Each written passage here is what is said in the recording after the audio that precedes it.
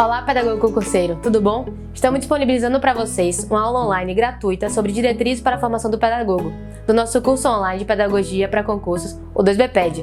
Então, ficou interessado em adquirir nosso curso? Corre no nosso site e aproveite. O link também está na descrição do vídeo. Bons estudos e até mais. Tchau, tchau!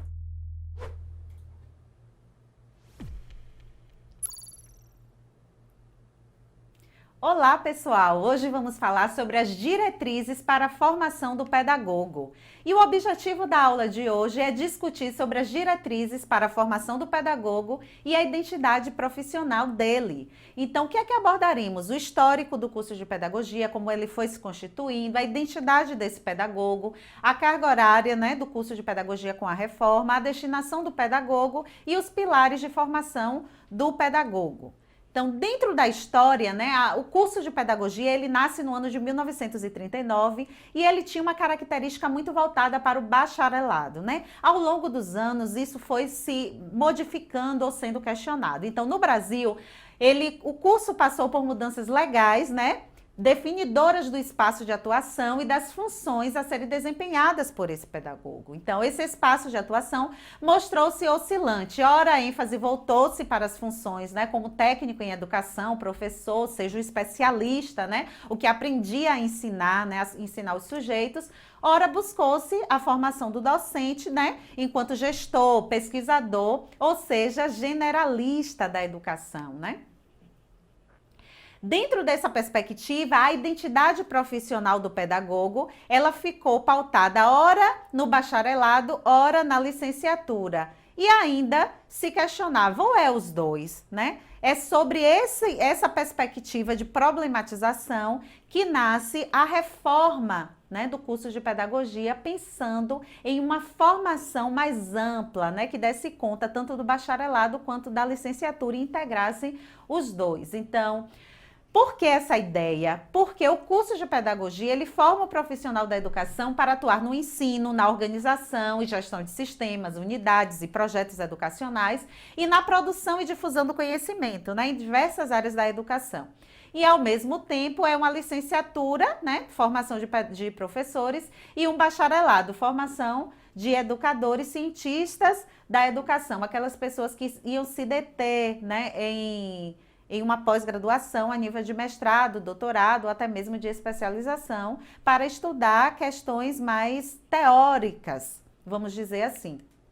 Então, em 13 de dezembro de 2005, foi aprovado por unanimidade, pelo Conselho Pleno Nacional de Educação, o parecer de 2005, em que se propõe as diretrizes curriculares nacionais para o curso de graduação em pedagogia, que se transforma numa licenciatura em 15 de maio de 2006. Isso é um movimento de luta, de muitas disputas de território, de campos, de que a pedagogia iria se voltar mais para o ensino ou mais para a pesquisa, ou formar um profissional que se voltasse mais para a escola, a sala de aula, ou aquele mais voltado para a gestão, para o planejamento, ou para o desenvolvimento de atividades mais científicas. Dentro de todas essas disputas do que seria o curso, a carga horária do curso ficou estabelecida como carga horária mínima de 3.200 horas.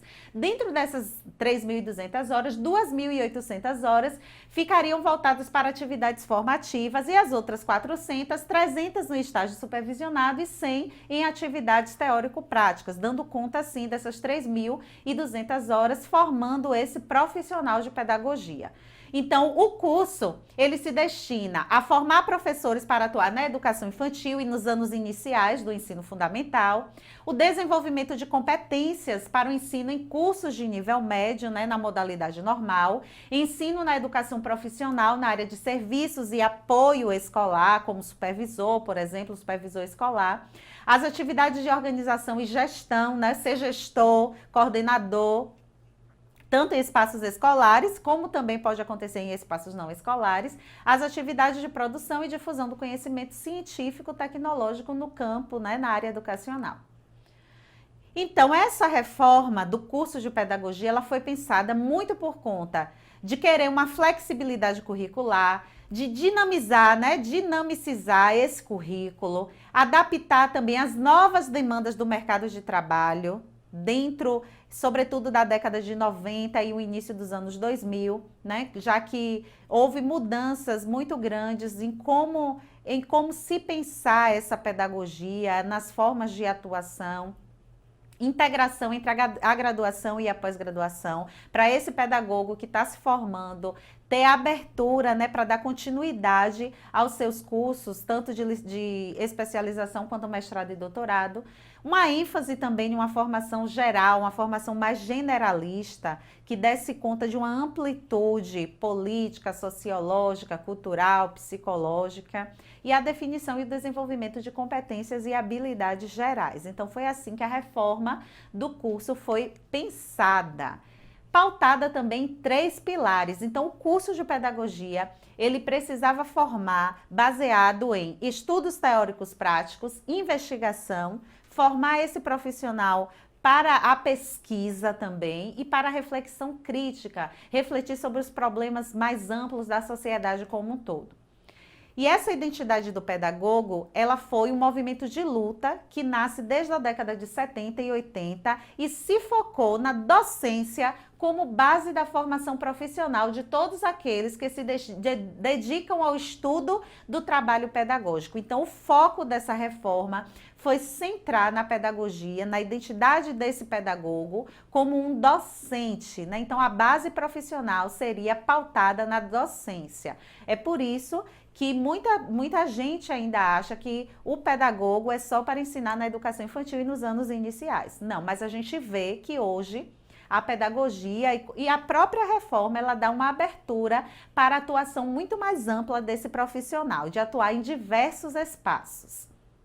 Então, o foco da pedagogia, ela prepara o profissional para atuar planejando, para executar tarefas em espaços institucionalizados, escolares ou não escolares, e a avaliação também das atividades educativas. Então, a pedagogia, ela ajuda, né, a formar esse profissional para pensar no planejamento, na execução e na avaliação das atividades. Esse pedagogo, ele vai ser formado a partir de uma pluralidade de conhecimentos teóricos, práticos, que são consolidados no exercício da profissão, quando esse pedagogo vai para campo, vai trabalhar, vai exercer, né, a pedagogia.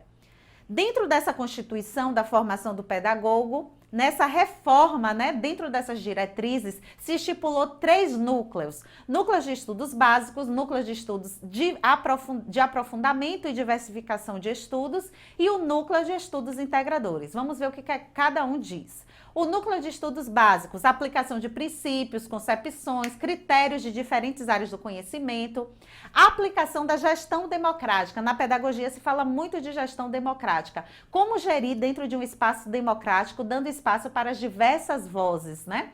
Observação, análise, planejamento, implementação e avaliação de processos educativos.